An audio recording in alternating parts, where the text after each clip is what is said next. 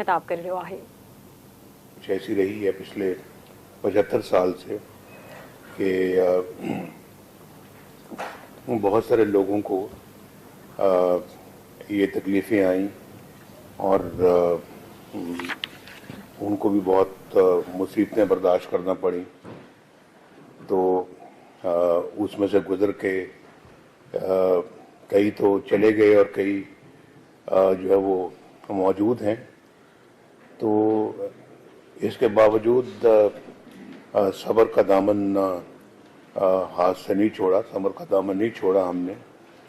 और अब भी अपना ये हमारी ख्वाहिश है कि पाकिस्तान को मुसीबतों से, इस गिरदाब से बाहर निकाला जाए और तरक्की की राह पे दोबारा डाला जाए पाकिस्तान को। बहुत ज़रूरी है ये आपके लिए भी, हम सब के लिए भी, जो भी मुल्क का अच्छा सोचते हैं या उसके लिए कोई किरदार अदा करना चाहते हैं या सियासी अगर उनकी कोई ख्वाहिश है कि वो सियासत के मैदान में आए, तो वो मैदान में आए तो फिर ये नीयत लेके आए कि आपने मुल्क को मिल्लत के लिए कुछ करना है। ये नहीं कि बस वक्त गुजारना है, ये नहीं कि बस मेंबर बनना है, उसके बाद असेंबली में तकरीर करनी है, हल्के में लोगों से वाह वाह करवानी है, एक अपना ज़ाती इमेज बनाना है और कद काट बनाना है। उसके बाद फिर मुल्क जो है वो या कौम का क्या हाल होता है उसकी कोई खबर नहीं, ये मतमा नज़र नहीं है। अगर तो सियासत के मैदान में आना है तो फिर एक पूरा प्रोग्राम लेकर, जोश और जज्बा लेकर कि मैंने तकदीर बदलनी है अपने इस हल्के के अवाम की, तो फिर हल्के के अवाम से फिर वो जब वो उठता है जज्बा तो फिर वो कौमी लेवल तक पहुंचता है। तो अपने हल्के से फिर अपने ज़िले के बाद फिर अपने सूबे की और सूबे के बाद फिर अपने मुल्क की, तो ये तो वहाँ तक मामला जाता है। तो इसलिए मेरा ख्याल है कि जो भी इसमें अपना कदम रखे, अपनी उसका आगाज़ करे अपनी कैरियर का सियासी फील्ड में, तो वो यही नीयत लेकर आए तो इंशाअल्लाह फिर पाकिस्तान की तकदीर क्यों नहीं बदलेगी। यहाँ पर हमारे मुल्क में बदनसीबी है हमारी कि इस तरह के खेल खेले जाते रहे हैं पिछले 70-75 साल से। और अब ज़्यादा दूर ना जाएं, अब हाल ही में एक ऐसा खलंडरा मुल्क पे आ गया या लाया गया जिसने पाकिस्तान का ये हाल, जिसको मुल्क का कुछ पता ही नहीं है, इकोनॉमी का कुछ पता ही नहीं है, फॉरेन रिलेशन का कुछ पता ही नहीं है, मुआशरे की कोई खबर ही नहीं है, अखलाकियात का कुछ पता ही नहीं है, अच्छा मुआशरा किसको कहते हैं उसका पता ही नहीं है। सिर्फ जुबानी कलामी मदीने की रियासत मदीना, लेकिन रियासत मदीना में क्या होता था उसकी कुछ खबर ही नहीं है। रियासत मदीना में क्या सिखाती उसकी कुछ पता ही नहीं है। वो दूर दूर तक कुछ अंदाजा नहीं है कि वो क्या थी रियासत मदीना।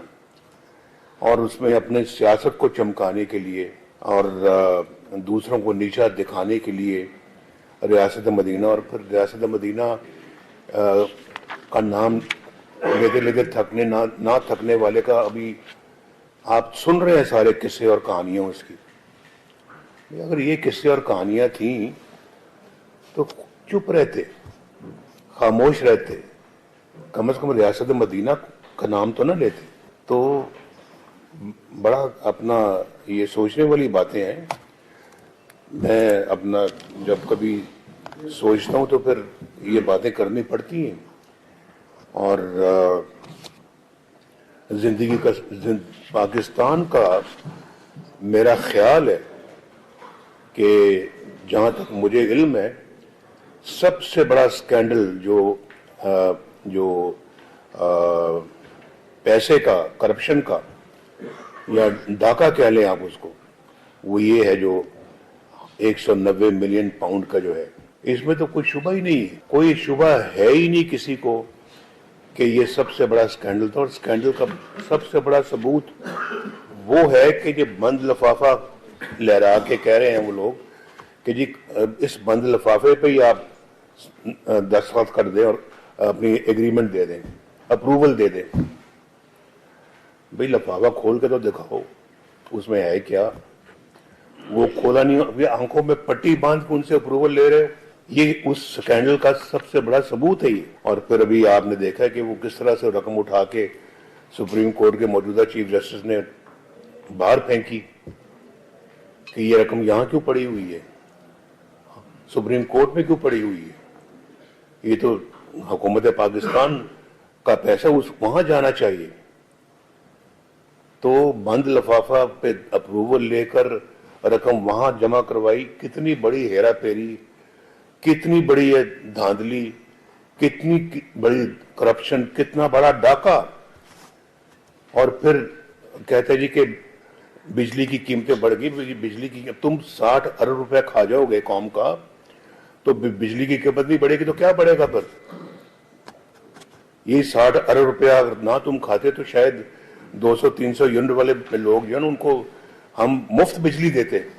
तो इस तरह से और हम इल्जाम हम पे लगाते हो कि बेटे से तनख्वाह नहीं ली और सजाएं हमें दिलवाते हो। और देखे कितने अफसोस की बात, यानी हमारे ऊपर तो ये चार्जेस हैं जिसके लिए जेलों में भी डाला गया, जिसके लिए सजाएं भी दी गई और जिसके लिए पूरी पार्टी के सरकर्दा लोगों को और पूरे खानदान के लोगों को, मैं, मेरा भाई, मेरा बेटी, मेरे भतीजे, मेरे और हमारी पार्टी के लोग जो मुख्तलिफ झूठे इल्जामात में जिनको अंदर कर दिया आप लोगों ने, जिनको आज मुझे आज 7 साल के बाद इंसाफ मिल रहा है। 2016 से शुरू हुआ और आज 2023 में मुझे इंसाफ मिला। यानी कि जुल्म तो आपने ढाया, लेकिन जुल्म का इजाला करते करते कितने साल लग गए। आज भी मैं मुकदमे भुगत रहा हूं और झूठे मुकदमे, सर्टिफिकेट लगा हाई कोर्ट का कि ये सब बोगस थे। अब जिन्होंने बोगस मुकदमे बनाए हैं, कोई उनसे पूछेगा कि आपने क्यों बनाए? कोई उनसे बात करेगा क्यों बनाए?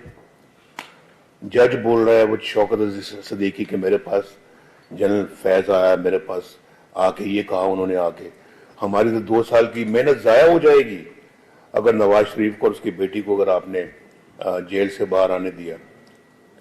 अब बताएं मुझे, खुद साकिर निसार की ऑडियो टेप है कि ये तो हमने तो इनको अंदर रखना है और इमरान खान को लाना है।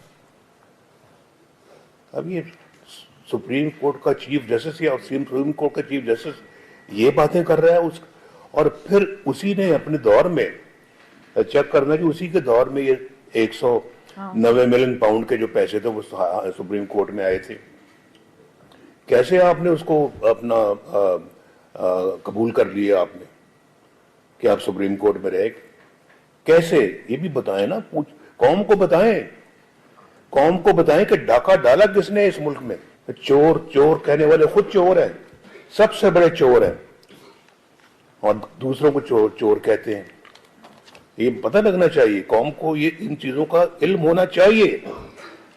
ये हमारा यही मुतालबा है। हमारा मुतालबा ये नहीं कि भी हम जो है ना वो इलेक्शन जीत के हुकूमत बनाए और फिर जो है ना वो बड़ी बड़ी गाड़ियों में बैठ के तो अपना वज़ीर आज़म वज़ीर आला बन के घूमते रहे। ये नहीं है।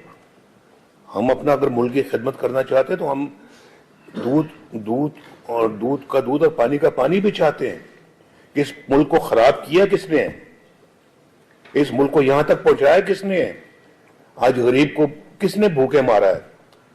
गरीब को बिजली का बिल ना देने की जो ताकत उसमें नहीं रही, वो किसकी वजह से हुआ है? आज सब्जियां, दालें, गोश्त, चीनी, आटा, दाल महंगा क्यों हुआ है मुल्क में? क्यों डॉलर हमारा मुल्क के अंदर जो है ना इतना महंगा हो गया और रुपया मिट्टी में मिल गया? ये सब बातें ये हमें इस मुल्क को खा गई हैं और इसकी अकाउंटेबिलिटी होनी चाहिए। जरूर होनी चाहिए। हम यहाँ तो सिर्फ हुकूमतें लेने के लिए नहीं आए, ना हुकूमतें लेने के लिए बैठे हुए हैं यहाँ पे। हमें इस मुल्क की खैर चाहिए, इस मुल्क का भला चाहिए, यहाँ रहने वाले 25 करोड़ अवाम की भलाई चाहिए। वो बेचारे मरे भूखे और ये 190 मिलियन पाउंड्स की करप्शनें करते फिर और कोई पूछे भी ना, ऐसा नहीं हो सकता और ना होना चाहिए। क्या आप मुझसे इत्तेफाक करते ही नहीं करते? पाकिस्तान एक बहुत ही अपना मुश्किल दौर से गुजर रहा है और ये मुश्किलें अपने लिए हमने खुद पैदा की, खुद अपने पांव पे कुल्हाड़ियां मारी। जो मुल्क की खिदमत करने वाले लोग थे उनको पकड़ के जेलों में डाला है, उनको मुल्क बदर किया है, उनको सजाएं दी हैं और जो पाकिस्तान के अंदर ये मकरूह खेल खेलने वालों को हम आगे लेके आए, जिन्होंने पाकिस्तान के अंदर जो है ना वो सियासत के अंदर एक ऐसी दरार डाल दी है जो कि मुल्क के लिए इंतहाई बदनसीबी की बात है। अपनी नई आने वाली नस्लों को खराब किया जा रहा है और फिर यहाँ पर बदमाशी और तुम्हारे गले में पट्टा डाल के मैं लेके आऊंगा, तुम्हें जेल में डालूंगा, आईजी तुम्हें जेल में डालूंगा, चीफ सेक्रेटरी तुम्हें जेल में डालूंगा, तुम्हारा मैं ये हशर करूंगा, तुम्हारे गले में पट्टा डाल के वजीर आजम हाउस से खींच कर तुम्हें लेके आएंगे। जब धरनों में ये बात कर रहे थे और आज देखे खुद किधर है। पाकिस्तान मुस्लिम लीग नून के पार्लिमानी बोर्ड नासी नवा के ॿुधाई त लाहौर में पार्लिमानी बोर्ड जे 5